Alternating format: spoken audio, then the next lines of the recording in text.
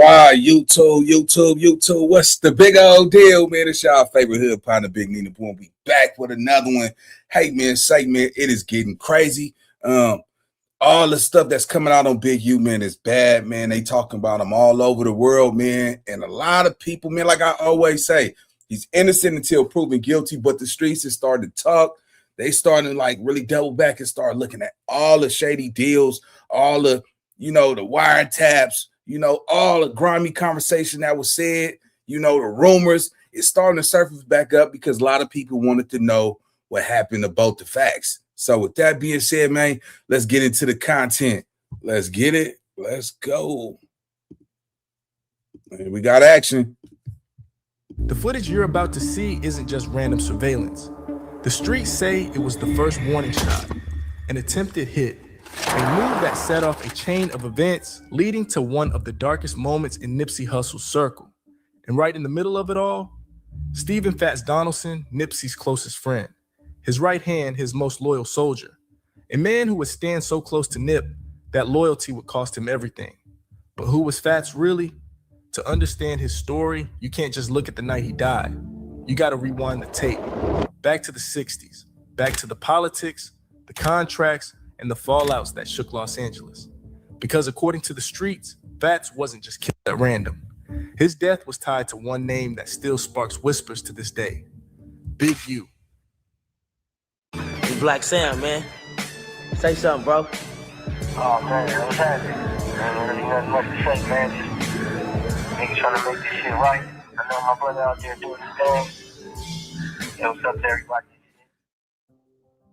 Stephen Giles Donaldson, better known to the world as Fats, was born in Los Angeles in 1986. He grew up in Hyde Park, one of the roughest areas in the city.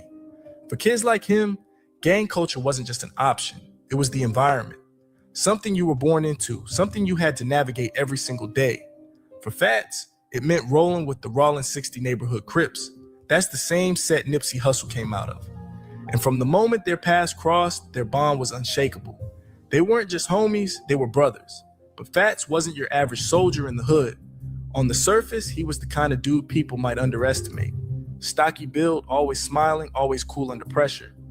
But in the streets, he had a reputation. Tough, loyal, and willing to fight when it mattered. If Nipsey had a move to make, Fats was right there with him. When Nipsey and Black Sam were hustling CDs and mixtapes out of the trunk, Fats was the one holding it down, watching for cops, making sure no one tried to take the money or the product. In those days, every sale mattered.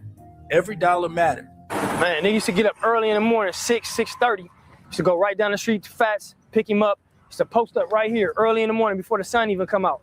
Be posted up right here in this parking lot, getting it every day. We had our table set up right here. Probably like 3 days in a row, police came, pulled up, took all our shit. We went back, read up. They pulled up again, took all our shit. The third time they put us in cuffs. Put me in cuffs, put Fats in cuffs. We like, man, what's going on, man? We trying to make some money, man. It was a black officer. We like, man, we all black, man. Shut the fuck up. That's what he's telling us.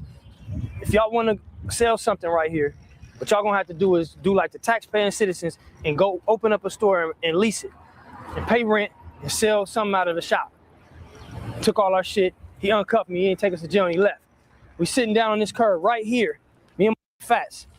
Just like, man, what do we do? Everything's gone. We keep taking a loss. Look up across the street. It's high-speed tax service right now. That was the first Lawson T's. Right when we look up across the street, there's a big-ass for lease sign. Man, y'all can't tell me that ain't enough reason for people to be like, oh, Nip and Black Sam, Black CZ Onion, man. These dudes really went and bought their own store on the same spot he was trapping out of. You see what I'm saying? And a lot of times you got to realize, the homie got a store. Oh, nigga, I'm pulling up to the homie spot. Oh, nigga, every day, all day, nigga. Yeah, nigga, we out here. Shit, nigga, I'm finna be curb serving in front of the nigga stove. That changed when a nigga start, buying a store, having his own business. Ain't no curb serving going on over here.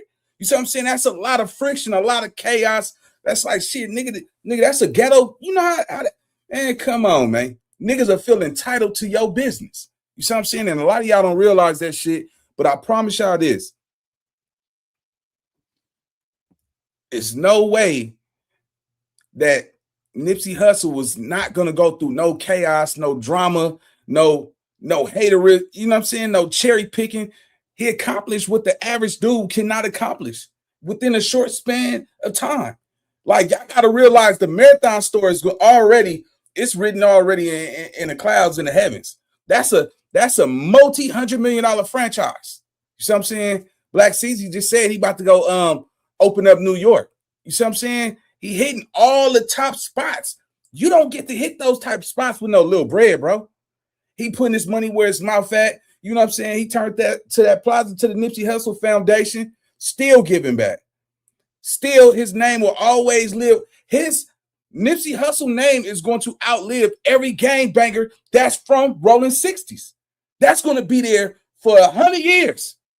Nipsey Hussle Square. So you can't say he didn't beat the game. If gang culture was a video game, he didn't beat the top level. Because they already say, ain't nobody bigger than the program. We all accept that. But when you own property like Monopoly over there, and then you got your name, the state of California acknowledge your name, Nipsey Hussle, a ex-drug dealer, gang banger that turned to an entrepreneur, philanthropist. Let me tell you something, homie. We got to stop saying ain't nobody bigger than the program, because if you could accomplish that, you bigger than the program. See, when nigga tell you ain't bigger, that's because nigga want to keep you down at the same level as them. Because some niggas ain't going nowhere. See what I'm saying? And that go from the, you know what I'm saying, old man Charlie riding on the bike and shit. I'm like, man, let me go get a little bit. Man, give me $1, nigga. You ain't no better than me, nigga. We ain't the same. You know what I'm saying? It got to be levels to this shit. It has to be levels, because at the end of the day, I don't care what nobody say, bro. You can't gang bang forever. There's nobody out here telling these young YNs what you gonna do with your life. What is you gonna do with your time, homie? You see what I'm saying? All right, what's gonna happen when you 41? What you wanna? Hey, bro, you 42. Hey, what you wanna do with the rest of your life? Shit, man, I don't know, man. I'm thinking about going to get a job at motherfucking, you know what I'm saying, Walmart or something, you know what I mean? Find me a little nice little thick chick to lay up under, you know what I'm saying, with some little thunder on her, you know what I'm saying, make that thing like macaroni, and I'm good, baby. And some niggas be like, shit, nigga, I'm trying to be $100 million nigga. I'm trying to hustle. I'm trying to make sure I got life insurance. I want to make sure when I leave this month, these kids are straight. Everybody is not the same, bro. You see what I'm saying? Nip was not the same at all. See what I'm saying? Like, he didn't even, like, when we went to Hamilton, I think he dropped out of high school at Hamilton. He didn't finish high school at Hamilton. You see what I'm saying? So it's no excuse for a nigga to say he can't accomplish some shit. Well, he did we went up to West LA College together. I didn't know if he took classes, but, you know, a lot of us was, you know, doing a little city junior college shit, you know, because, you know, some bad little dames back then and all that good shit. But come on, homie, like, you can't say that man ain't bigger than the program. He proved it. You see what I'm saying? Let's go. That was it right there. That's what we had to do. That was God telling us that's what we need to do. We need to be in that lot. We need to pay some rent. Stop getting harassed by these police. That's the beginning of this shit. How many fights I done had in this parking lot, I can't count, man. How many fights Fats had, my brother had, we can't count. How many, you know, incidents with the police right here. Let me show you something. So, you know, if you look where Ant's standing right there, that's where my brother was standing, you know, and if you look where, let me show you, stand about right here.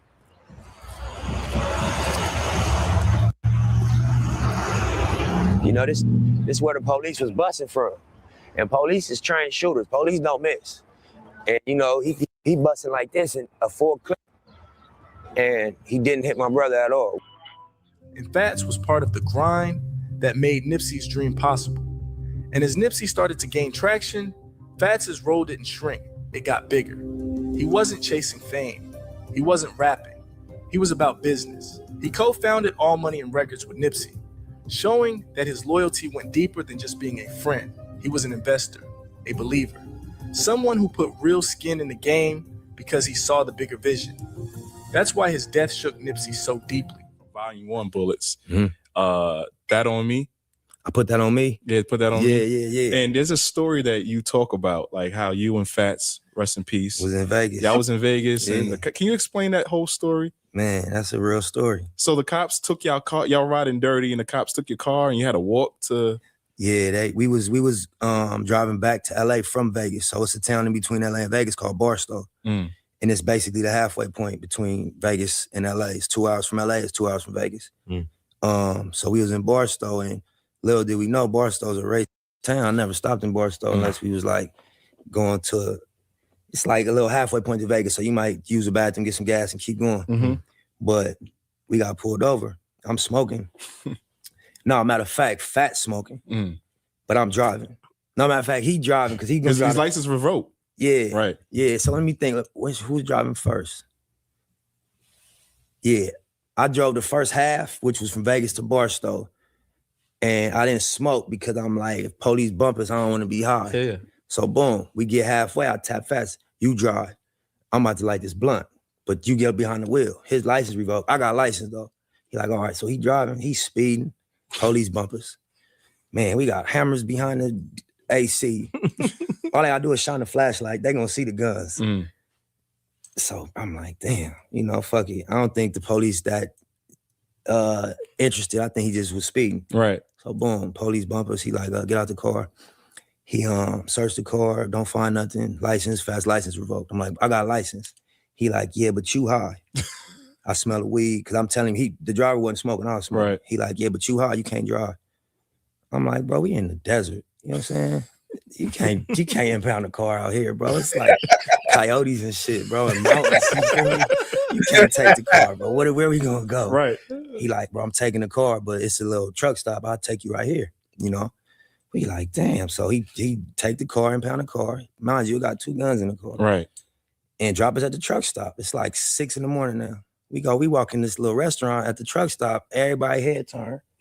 Like Life. You seen Life? Yeah. When Martin and Eddie Murphy asked for the white only pie? Right. Yeah, we walked in one of them places. And they just looked at us. And we like, we ordered some food. And, we like, man, we sick. We like, where's the bus station? And this, it wasn't Uber back then. We like, where's the bus station? We gotta catch a Greyhound. We had some static in Vegas. We was out there hustling, so we took a L and had some police issues and was just trying to get back home. And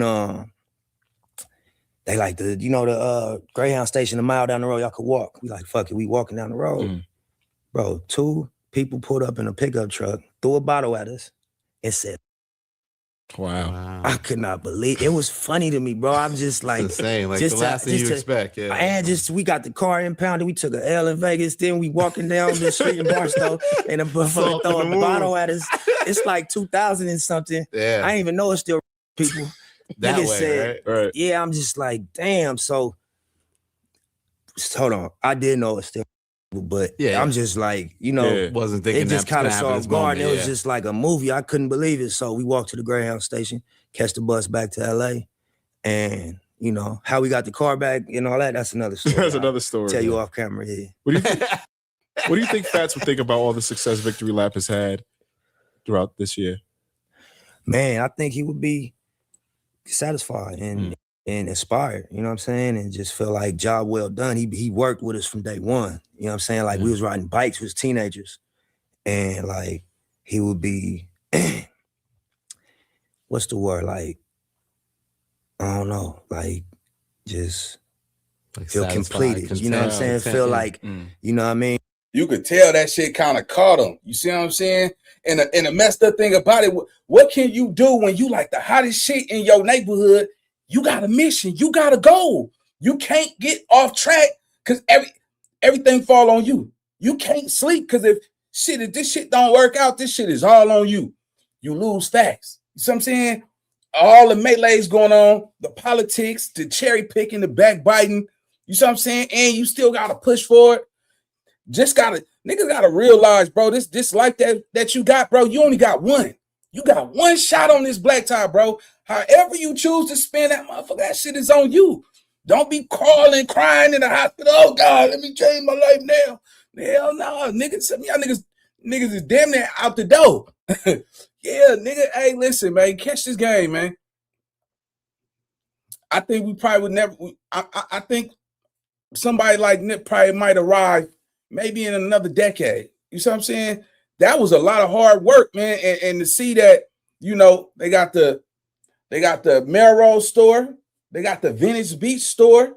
They got the Long Beach store as far as just the Marathon Burger. Still got Marathon Collective. You see what I'm saying? You still got the Marathon store. They still got the Marathon Collective, the weed strand. They still got Nipsey Hussle Foundation. Look at that portfolio. You see what I'm saying? And, you know, within a couple of years, his kids is going to be front and center. You see what I'm saying? Representing what he worked hard for. That's why I say, man, when a nigga look at the streets right now, bro, with these little young YNs running around here with Nike fleece and big ass afros with little dookie locks in their motherfucking head and shit, just be tweezing it in their motherfucking head, acting like they know what life is about, man. These niggas better pay attention. If you watching me, bro, you don't got that much time. Because let me tell you something, you 20 now, another 20 is gonna go by fast. A 10 ball is a decade. That shit gonna go like this. Now you 30. Once you reach 30, money means everything. It's no longer asking your mama for a couple $100. That's embarrassing. You see what I'm saying? Like a grown ass man. Nigga, you wake up every morning, nigga. What? Nigga, come on, I'm 30. You asking your mama for some money? But you run around here playing tough, nigga? Or if you living with your auntie, your mama, you 35 years old, bro, and you mean to tell me you got a gun and you got a chopstick and a $1,200 iPhone, but you can't seem to go make no money off this shit? You got a phone and you got a chopstick, nigga. What is you doing with your time all day? You see what I'm saying? What Nipsey Hussle did over there, man, he made sure that all them niggas start hustling over there. I mean, you seen niggas starting their own t-shirt brands, start selling weed like a motherfucker, getting their actual marijuana license. He transpired some shit to show niggas how to hustle. But see, niggas starting to fall off because damn, they like, shit, man, where's our leader? You see what I'm saying? A lot of people would not admit it, but Nipsey Hussle was a leader over there, bro. They just wouldn't give him the status. He didn't even need it. Shit, he sponsored so much shit over there. Why not? You know what I'm saying? So, yeah, man, it's time to wake that game up, man. Let's go. Full circle, job well done, like he did it. You know what I mean? Yeah. Fats wasn't just a homie from the block. He was a cornerstone in the empire Nipsey was trying to build. Losing him wasn't just losing a friend. It was losing a piece of the marathon itself. Nipsey had signed a 10-year production deal with Big U back in 2009, but Nipsey was never built to stay locked down. By the early 2000s, he started moving on his own. According to Nipsey, things didn't end peacefully. Rumors say Big U's camp tried to sabotage him. There was even talk of an attempted backdoor setup. Whispers that Nipsey was warned about a hit while filming in Compton with YG. Instead of gambling with his life, Nip made the call. We're shooting this video in the hood, at the marathon. That decision might have saved him, but leaving Big U's shadow came with a price. At one point, Nipsey accused Big U of storming his studio and ripping out all the equipment. Big U later admitted he reclaimed gear that he owned, saying it wasn't personal. I come home from college, he want to do music. Right. So I'm like, okay, when we get the equipment, we're going to put it somewhere where we can all get to it. But the streets took it different. Tension was boiling. And Fats was right there in the middle of it. He wasn't an artist. He wasn't in the industry. But when Nipsey stood against Big U, that automatically meant Fats stood against him too. The rumors got louder. Whispers of sabotage, whispers of hits. And then it turned physical. There are street stories that say Nipsey and Big U had a public altercation. Witnesses claim it started in the studio, escalated into the street, and ended with Nipsey holding his ground. Some even say Fats himself dropped Big U, put him on his pockets, humiliating him in front of everyone. Now, Big U has always denied these stories, but the fact that people still repeat them shows how powerful that moment was in neighborhood politics. Nipsey had broken free, and Fats was backing him all the way. From that point on, the air was thick. Nipsey's marathon store was allegedly harassed. Whispers of punishment, whispers of retaliation, whispers of discipline. Fats' name kept coming up as Nipsey's shield, as the one standing closest to him. But both of Fats was still mad. So when he came through that door, he turned up on Big U. Come on out here, let's get this in. He turned that down like his collar. Dead homies. Big U didn't want nothing to do with this dude. Strong as an ox, short, pudgy, with a knockout, center gravity.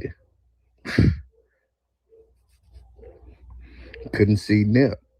How the hell was he gonna see both the Fats? Dead homies.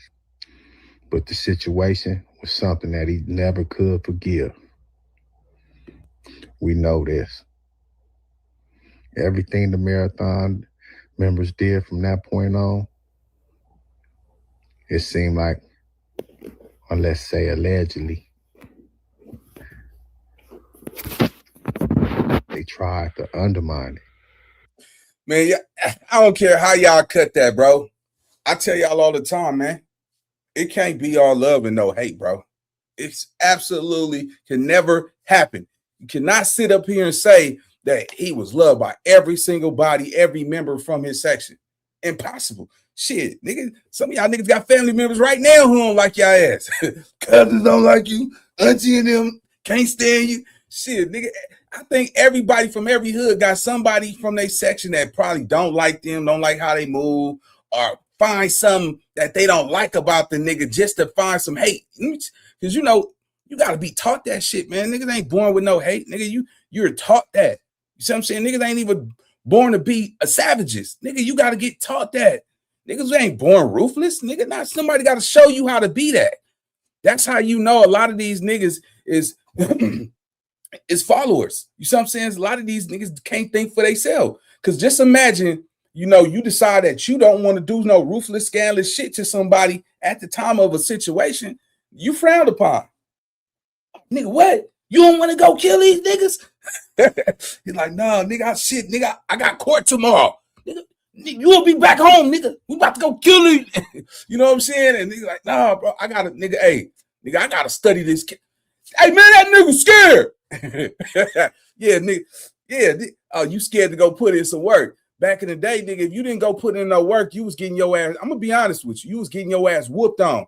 Yeah, you was getting beat up. Or don't come around here. You not coming over here if you not getting in that car and you ain't jumping out doing your 1-2. If you ain't doing that over here, what you over here for? And that was clear as day one. This is back in the, you know, the glory days, baby. But, you know, it's sad, but, you know, I think we all suffer from trauma. You know, if you was a real street nigga back in those days, bro, you know, you had to squabble. You had to go put in work. This was not up for negotiation. This is not something that you can fly your way up under. You see what I'm saying? You don't get no stripes unless you go jump in that car on them late nights. And I'm talking about, nigga, you out there with lions, tigers, and bears. So you better be with it. If not, there were hell to pay. There was consequences. So, you know, a lot of people don't realize that Nipsey come from a hood where you had to be ruthless. You had to do something. You just not gonna be no pretty boy just standing out there, nigga. You gotta go, nigga, get your hands dirty. They not playing like that. You know what I'm saying? Their reputation hold itself. So, you know, a lot of people don't realize to see for what he had to go through to survive to what he really wanted to become is nothing less than a chosen one. That's why, you know, some people say, you know, he sacrificed, you know what I'm saying, so his family and his legacy could live on. And that's a high honor, you know, because let me tell y'all why. Everybody want to live, but don't nobody want to die though. Yeah, niggas don't got nothing going on in their life. But one thing they know is they ain't ready to die. Let's go. Flocking they stuff, small break-ins, vandalism. They tried everything. But how do you get in the mix with somebody that don't need you? How do you get in the mix with somebody that's already balling? I think Nip was worth about like 4 million, 5 million. And you know what? Let me tell you something. The moment you start to follow your dreams, follow your goals and shit like that, it's, oh, that nigga ain't out there like that. Oh, he ain't no nigga like, forget the 10, 20 years you was taking them field trips, nigga, bouncing out that card, nigga, you know what I'm saying? Running up on them niggas at that taco stand and, you know what I'm saying? Giving it to niggas, right? It don't mean nothing if you're not still doing it. And then some way down the line, if they can't control you, people are going to try to control how other people see you. And this is what we experience on this internet. I done heard so much shady shit about niggas hating on Nip, like, oh, Nip wasn't no nigga, he wasn't no gangster. All this weird ass shit. How in the fuck you think he survived over there? By just standing outside? Hell no, nigga. Any real street nigga know, bro. You stick around long enough, hey, yeah, your hands got to get dirty just like the rest of us, bro. Your hands got to get dirty. I don't care how you cut that. But the moment you do something that's not what everybody, if you're not doing what the Romans doing, oh, you a buster. Or, you know, you lose a fight, or you get slapped by your girlfriend, or you get in an argument, and, you know what I'm saying, you trip and fall, or whatever happened, people are only going to use one thing to try to humiliate your character, because they, niggas out here talking, oh, that nigga a buster. But that nigga's rich. This nigga would rather be a broke rider than be a nigga that's scared, that ain't scared to go follow his own destiny. See, a lot of people don't realize, homie, this life that you got, this one shot, you not living your life. What you was living your life is waking up doing what you want to do. You see what I'm saying? Don't complain about, you know, why you don't got food on the table for your family. Don't complain why you don't got nothing in your pockets. The problem is this, it's so many niggas out here want to be a gangster, but don't want to have no money to back that shit up. How you got an iPhone and you broke? How you got a gun in your pocket but don't got $1,000 in it?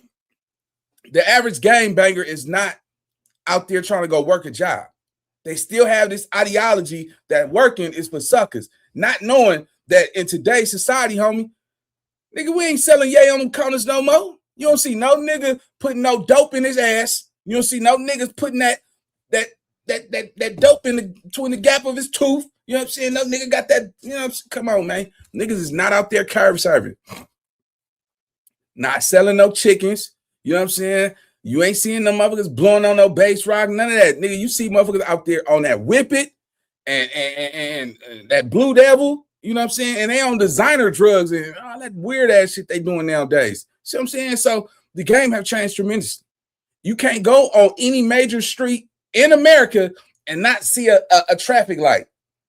Now you can't even fly in the airport without a real ID. Without a real ID, they got to scan your face, make sure who you is. Back in the day, you used to give your driver's license and, you know, you on your flight. Now, it's a whole nother ball game out here. You can't do nothing. And if a lot of these niggas don't step their game up, bro, I promise you, they're gonna be blockades. They're gonna be 15-minute cities, and it's gonna be segregated by finances. You see what I'm saying? And I don't care. You got a couple $100, nigga. You gonna have to meet a certain peak to get in certain cities, bro. This shit is finna go totally left. I think the American dollar is finna crash. Our money is dropping. You know what I'm saying? I think we're going digital. I think it's gonna be one banking system. Everything is gonna be under surveillance. Everything is gonna be operational, and I think we're gonna lose some of our constitutional rights. You know what I'm saying? I mean, I watch the world stage. I see what's going on, homie. And let me tell y'all something. Niggas out here think they gonna be gangbanging for the next 20, 30 years. It's not gonna happen, bro. It's not gonna happen. A lot of Ricos is finna happen, bro. A lot of these music videos niggas is promoting with these guns and actually, I was with my relative, man. You know, it was some niggas from his hood, man. These niggas was from Denver Lane. These niggas was in Lancaster. They knocked somebody down and did a music video about it. I said, what kind of loser would actually go commit a murder and then rap about it? Come on, bro. You literally told the world that you killed somebody in a song, nigga. All them niggas is locked up. Every last one of them. Now they calling their mamas and their girlfriends asking for, you know, I figure like this, nigga. If you a street nigga, man, where your hush money at? You know what I'm saying? If you really a street nigga and you getting money in the streets, bro, you got 10 bands, you putting 5,000 up off the backboard. You putting 5 bands up, bro, and then you keep stacking that shit up. These niggas is going to buy purple jeans. They're going to buy ounces of Kush. They're going to buy the 1738. They're going to go get a rental car, and they finna go blow all they money on jewelry for an image. See, what the difference between a broke person and a nigga that understand the value of a dollar is that a nigga know how to sit his ass down and let that money, climb up. A nigga who ain't never had no money, they gonna floss it on the internet. Watch the people that's always flashing cash. You ain't never had no money before. And then you don't even understand. When you flash cash, you attract flies. You attract fleas. All because everybody go come with a loan. They want to come borrow something. They want to come hold something. Shit, nigga, go see in your hood. Nigga, go flash some cash. I guarantee you gonna have grown men asking you for some fucking money. Saying, oh man, hey, let me hold this. And nigga, and they'll fall out with you if you ask for it back too. Let's go. At the time. So he wasn't entertaining no conversations from the opposition, especially from Big U, with an offer that both of us couldn't refuse. It was nearly for free. The whole time, it was just to see the inner workings of what they had going on, to see their weaknesses, their strengths and their weaknesses. You know, like scoping a bank.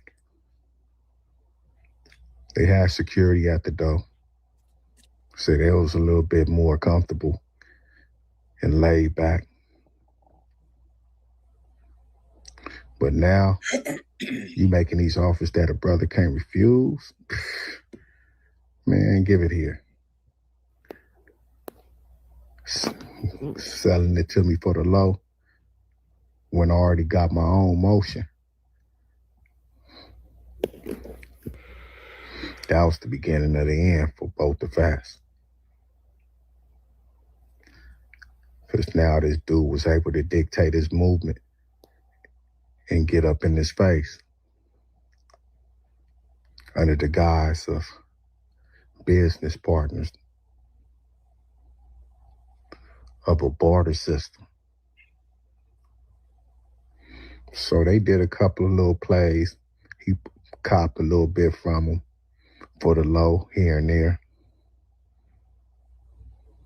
until this one mysterious day, he get a call. I got some more flight, bro. Come outside.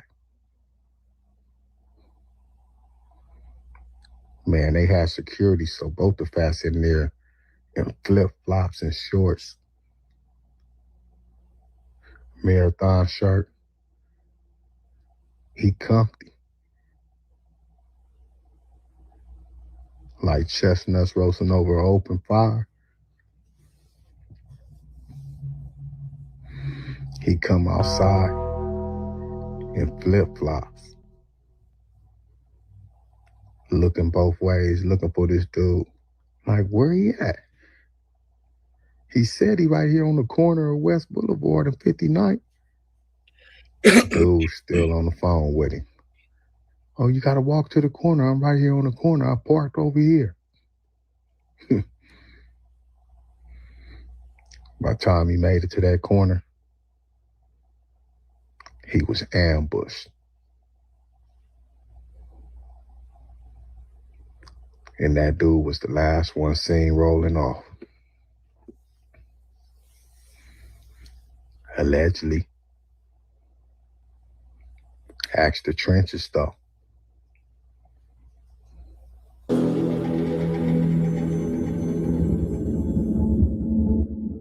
September 29th, 2017, Hyde Park.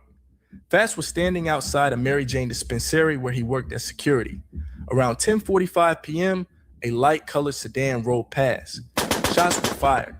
Fats tried to run inside, but collapsed at the door. By 11:10, he was gone. Just 30 years old. On paper, it was another drive-by. Police reports listed it as unknown suspects, but the hood wasn't buying that. The timing was too sharp, the location too direct. And when a man that close to Nipsey Hussle is taken out, people don't believe it's random. Some whispered that Fats was gone because of the fallout between Nipsey and Big U. Others said it was just old 60s politics, resurfacing beef that never died. Whatever the truth, one thing was clear. Nipsey had lost more than a friend. He lost his protector, his soldier, his brother.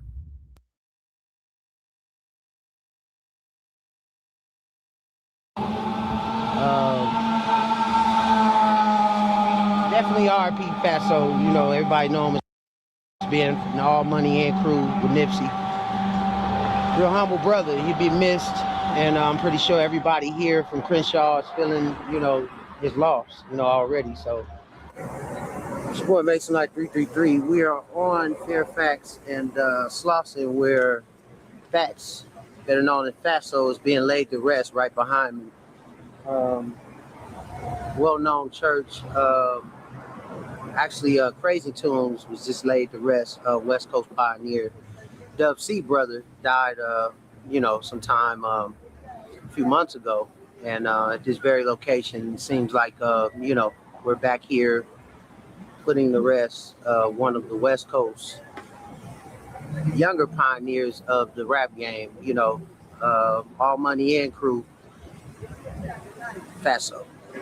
So definitely gone and never forgotten for this person or this gentleman who was shot and killed there on 59th and West Boulevard. You know, some conflicting issues in the story, but apparently he was in front of the, you know, a location and some cars, or one or two or more cars came by, shooting multiple bullets, striking him, in which he died there at the scene there on 59th and West Boulevard. Real intense scene.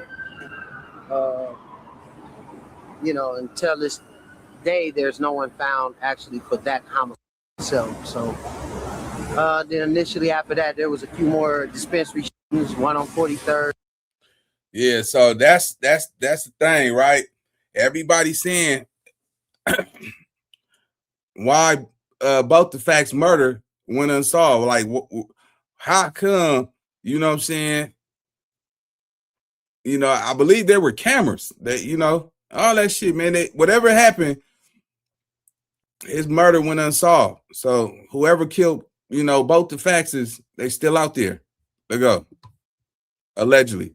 In Crenshaw and 48th in Crenshaw. So not long if those two were related, but definitely something for the community to be aware of when they're getting, you know, their at these locations, to be careful. You know, it's okay to have your medical card, do it the right way, but apparently not only people are targeting, but police are targeting these locations. I guess it got a lot to do with paperwork and so on and so forth, but however.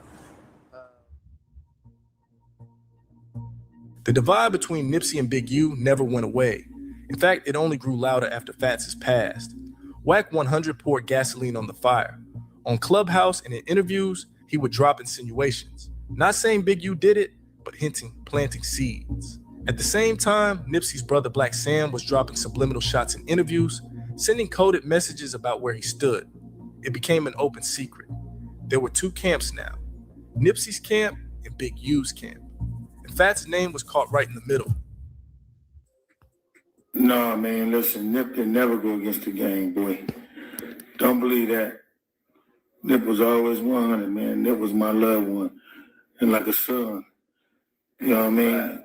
That's a fact. And when Nip left this earth, we was coon by coon, fire on fire. We was together. So don't let nobody else tell you no different. Because if it was anything other different than that, I'd be gone. Believe that. It was 100. He had a letter from the president. I'm gonna say it. You know what I mean? Best selling tool that anybody got is hate and jealousy.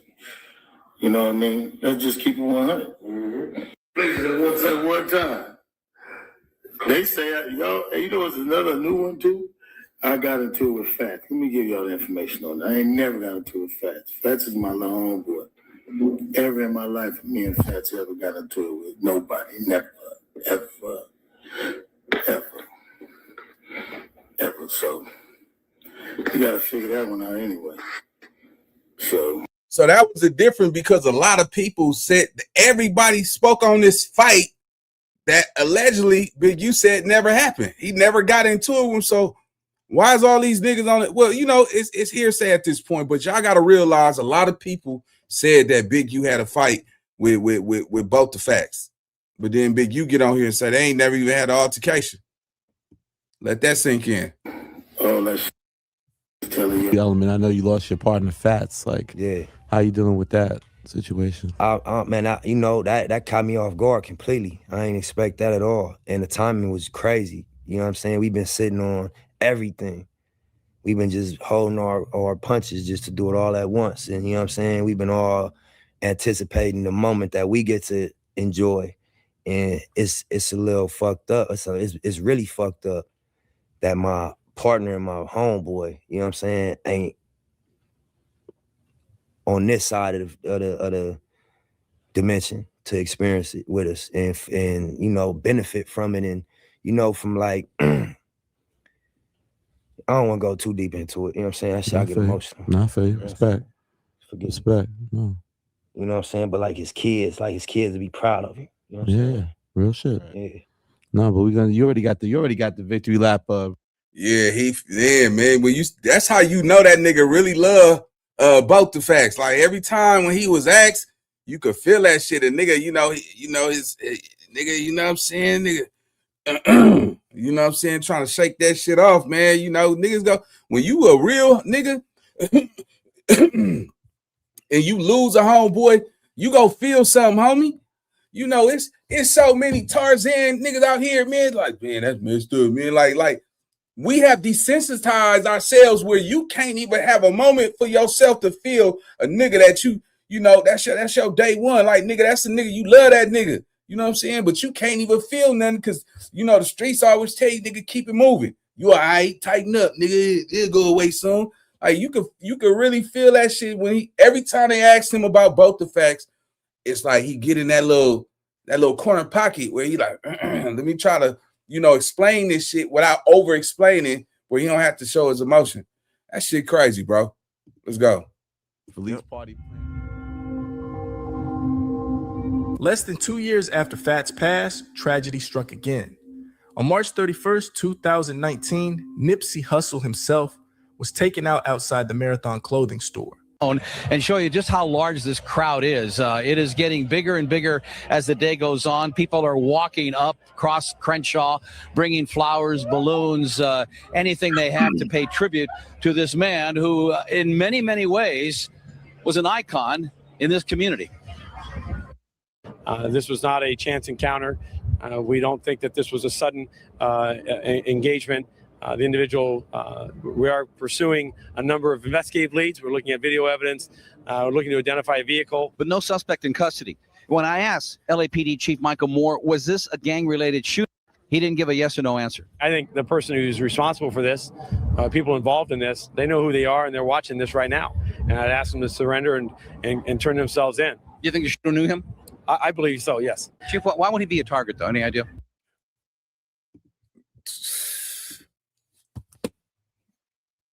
Do you believe the shooter knew him? That's a no-brainer. Hey, where you at? The cold part about it is check his phone. You should see the last nigga who had that phone. Unless it was a burnout phone, you was calling him on that burnout phone for a couple of days saying this your new number. You know what I'm saying? Lock this one in.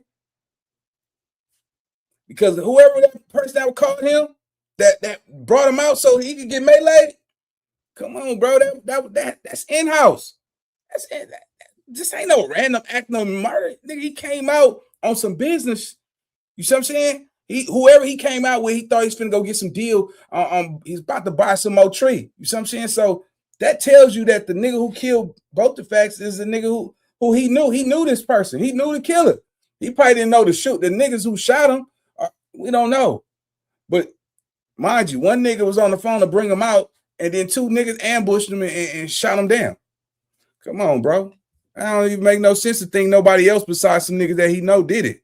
Our investigation will determine that, whether this was, what drove this senseless act. Directly above the ever-growing memorial where Nipsey Hussle was are 3 security cameras pointing directly at the scene. Is this captured on video? No more, nothing is out. Thank you, guys. And then he walked away. He wouldn't say yes or no if the 2 other men shot who were next to Hussle were his bodyguards, only that their wounds are not life-threatening. And he did say that the suspect left the scene in a car. This is a freeze frame of security camera video obtained by TMZ, which shows at least 2 people running from the scene. The chief wouldn't say if there were 2 suspects at large. What makes this especially tragic is last year, it was the lowest number of homicides we've ever seen in South Los Angeles and the safest year that we've ever seen in the South Bureau. The mayor voicing his concern this morning over the alarming number of shootings and murders in Los Angeles this past week alone. 26 people were shot, 10 were, including Hussle, in the last 7 days. We're trying to understand the underlying motives and some to try to make sense of it. I don't know that we'll make sense of it. My brother was in prison. I was in jail less than 90 days. I was on a probation violation. In this interview with our Pat Harvey, the 33-year-old Grammy-nominated rapper made no secret that he was in a street gang as a teenager. Y'all want to be in my documentary, cuz? I mean, you know, it's on you, In his 2014 YouTube video, he went back to the very same area that he used to roam as a gang member, Crenshaw and Slauson to be specific, a block that he recently bought and was turning his life around and the life of many others. And then came Sunday. And now the question, who did it and why? Again, a look view from the drone above this crowd at the corner of Crenshaw and Slauson. They have shut down this intersection. So if you have any business other than wanting to come over here and pay your respects, I suggest you stay away from the area. They are not letting cars anywhere near here. It is a long, long walk. There's a very strong police presence. Back now on the ground. Now, it's so ironic that Hussle was supposed to meet today with the chief and the president of the police commission, Mr. Steve Soboroff. That meeting was scheduled for 4 o'clock in the chief's office. The subject was how to curtail gang activity in South Los Angeles. Hussle wanted to do some. When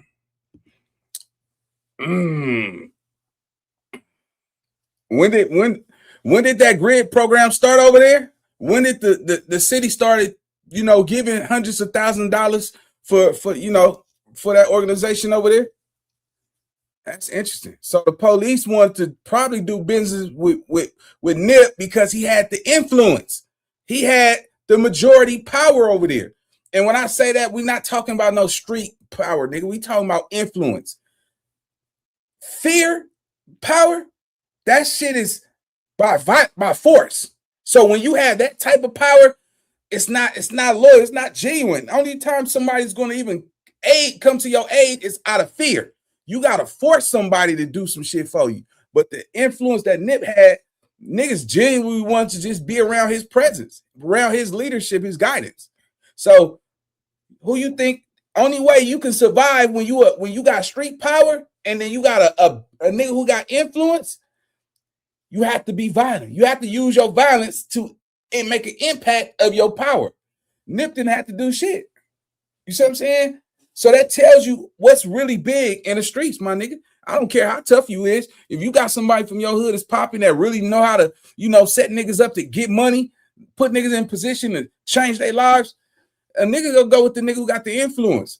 You see what I'm saying? When your back is turned, yeah, but if you in front of niggas ain't gonna probably make that move because you got these niggas in fear. These niggas are scared. You see what I'm saying? So I tell niggas, love always gonna be bigger than fear. I don't care how you cut that.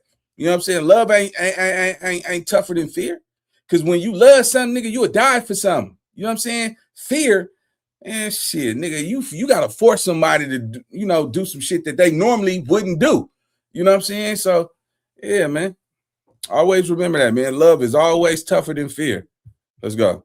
Good. That meeting was postponed because his family members want to attend, so that was put off for a couple of weeks. Again, tomorrow morning, the chief is supposed to address many issues. They are actively looking for whoever may have done this. Maybe he'll have an announcement, maybe not. But at 8:30, we should know more about where this investigation stands. Reporting now live from the Hyde Park area of Los Angeles. Eric Holder was arrested, tried, and convicted.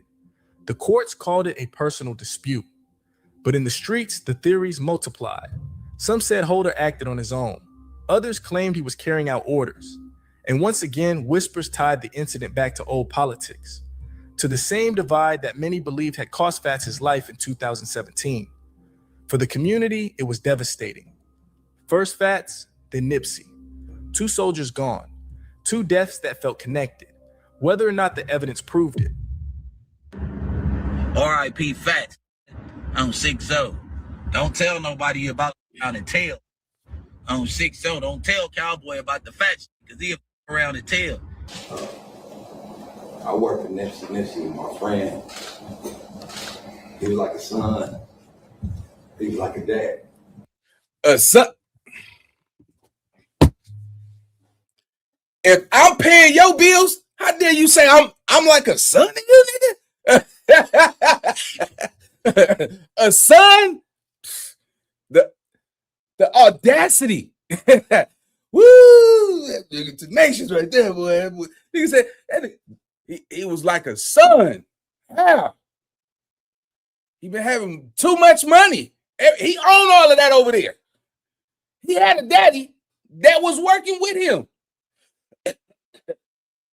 To me, that's the ultimate disrespect. If you know my dad is part of my business and you run around here saying he's like a son to me, no, he had a daddy in his life, present, his whole life. He had a dad, a biological father. That's the ultimate disrespect. You know what give me? A lot of you niggas be out here saying, oh yeah, man, hey, little water bottle. That's like my son, nigga, man. That's my kid, right? Nah, that nigga got a daddy at home. That nigga just don't want to pay attention and listen. So he run to the streets looking for love in all the wrong place. But nah, that nigga got a daddy. A lot of you little young niggas out here, you got a daddy out here. Stop acting like you niggas. The problem is this. You will let your big homies tell you to go kill something, but you won't even go take out the trash for your mama. Your daddy got to yell at you just to go make something shake. But you'll get out here and go listen to a nigga who ain't put no food in your belly, no clothes on your back. You see what I'm saying? No money in your pocket. Yeah, come on, nigga. Then let these niggas slap you and put hands in. Man, come on, bro. That's crazy. But this nigga is he's comical to me when he said this is like my son. That's crazy. Our community right now, we lost everything. Everything we worked for, one person took that person out of our community. Thousands of jobs we don't have no more. Homies don't have nothing to do. They backslide. They robbing people now. We had stuff to do. Now they don't have nothing to do. All our stores are closed down. We were relying on jobs. The whole community relied on them and the team that we had down there. Now the team is not down there. Nip is not down there. The whole community is affected. All of our stores are closed. We have nowhere to go. We can't go to Ross to get no food. The only thing that we have is that shopping center. That shopping center closed down now. Tourists are coming by there, can't even take pictures no more. Everything we built got tore down. One man's mistake, one man's action messed up a whole community. Our whole community is suffering to this day. These kids don't have nowhere to go. They have nothing to do. They have nothing to look up to no more. And the world still wants to know why. You know what gets me though? We got this man on videotape socking out niggas in the alley, drinking Hennessy, beating up people, and you crying talking about the kids don't got nowhere to go. You the one torturing the community. You over here, man, I seen that video footage. Man, it's called freedom of speech. You wanna, man, it was a little dude too. He was skinny as hell, man. He dope fiend him, put him down by a dope fiend. You see what I'm saying? And you know, punching on shit over there, but then you up there talking about, man, we don't have nowhere to go. What are you talking about? What are you talking about? It ain't no food over there. That's crazy. Let's go. We want to know why would somebody do that to a person that was leading the whole community? Why? We want to know why. That's all we want to know is why. What would possess a person to take a person out of our community that was so powerful? So many people depended on that person. Nobody depended on this other person. Everybody depended on this one person in our communities. And they want mercy from this guy. Where was the mercy when he was kicking Nipsey on the ground? Where was that mercy at? Where was that mercy at? You want some mercy? You want somebody to show you some love? You ain't even looked at nobody. You need to look at the jury and show no respect, no remorse. Sir. Say, my bad, I messed up. You know, Sir. I got you. I'm trying to do it the right way. Thank you, sir. All right. But there's been no remorse from the individual that's on trial. So I'm asking you, Judge, it really, you know, the time, I don't care what you give this guy. It ain't about the time. I need to know why. I wish I could get that. You know, his fate is sealed. He took a man's life, his life is getting taken. Simple as that. You know, it goes against the body. So his life has been forfeited. So he has to deal with God, you know. See, this is what gets me, right? We talk all this killer shit when we in the hood and it's all good. But to see a nigga say, oh, he took a life, oh, it goes against the Bible. Now we quoting scripture? Come on, man. We gotta stop that facade of, you know, bragging about being a shooter, a killer, and all that shit. And then, you know, when loved ones die, we be like, oh man, I know Tiny Waterhead just got his wings, man. He going to Crip Heaven. Damu got his wings, blood. Yeah, blood going to Bevan, blood. Yeah, blood was a bull nigga, blood. He got his wings, blood. That nigga was a killer. He was a dope dealer. I'm not fake. That's why I always said, man, you know, man, whatever I gotta go through with my creator, I'm willing to accept that. But I'm not gonna pretend like shit. My hands is clean. Like I ain't have to get out there and do my shit. So wherever I go, I go. But I'm gonna make sure I try to live my life right now. I can't change whatever decision he got for me, but I could change how I live my life now. And that's why I always tell niggas, man, you better change your life, homie, because let me tell you something. A lot of y'all not gonna go out by a straight bullet. A lot of y'all gonna go out due to health problems, car accidents. You know, every day you walk outside that house, it's a dog fight. Every day you leave your house, man, you don't know how you go come home. You just don't know. You can wake up one morning and your body just not working. Wake up, get real, you know what I'm saying? Sick. You can wake up and some shit, you know what I'm saying? Man, it's so many things, man. As I got older, man, I probably been to the doctor just this year alone about 5 times. Anything hurt, anything go wrong, I'm at the doctor's office. You know what I'm saying? Got to do your yearly checkup. Make sure you don't got no diseases and none of that shit. You got to make sure, and all that shit, man. It's so important when you get to a certain age, man. You know, because when you young, you're not going to no hospital. You know what I'm saying? Shit, most of you niggas don't got medical insurance. You know what I'm saying? So nigga wait till they get to their 40s to start really checking on their body and shit. And then you realize, shit, you didn't beat that body up for so many years, gang. I'm talking about a lot of us, bro. We didn't really beat our bodies up, bro. How long can y'all niggas keep doing that shit? You know, shit, man, I can't stand a hangover. Man, I get sick like a dog, man. I try to overdo it and shit. Now, look, I ain't gonna lie. From now on, if I'm drinking and, you know, I'm around people, if y'all turn your heads and shit, I'm gonna grab some water and I'm gonna pour some water in my liquor.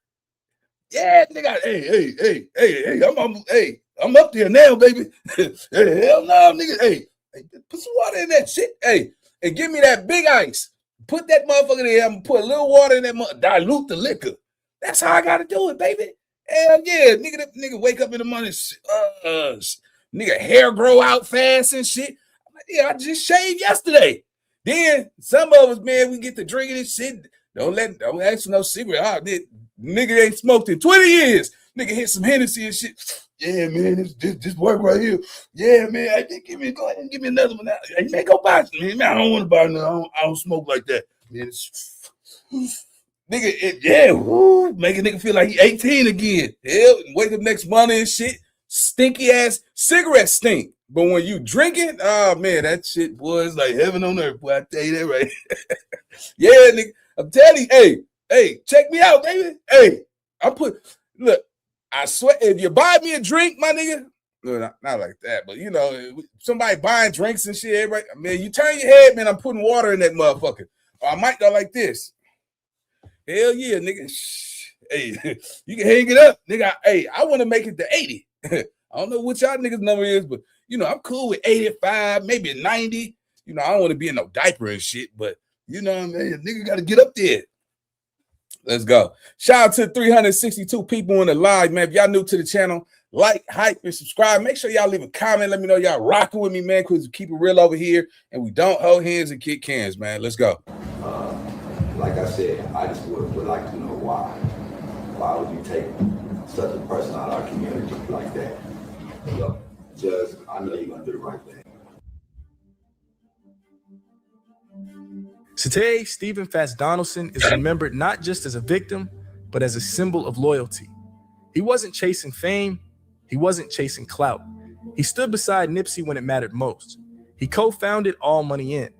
He protected the grind. He lived and died a soldier.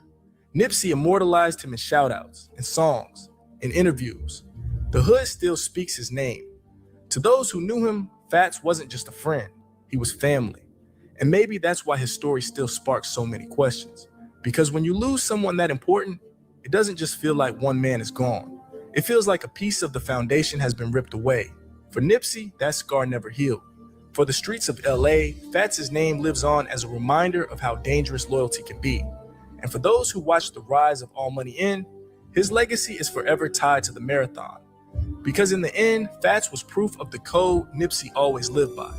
All money in, no money out, loyalty over everything.